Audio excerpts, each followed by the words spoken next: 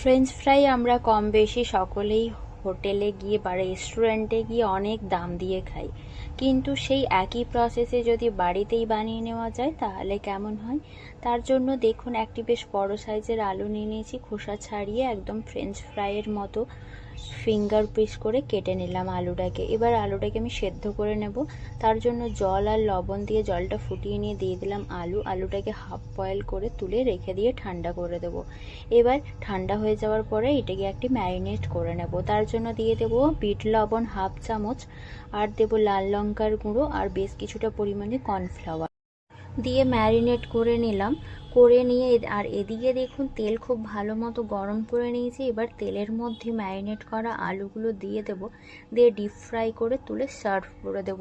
তাহলে বাড়িতে বসেই সুন্দরভাবে আমরা রেস্টুরেন্ট স্টাইলে ফ্রেঞ্চ ফ্রাই পেয়ে গেলাম। আর এই রেসিপি ভালো লাগলে লাইক কমেন্ট শেয়ার করবেন।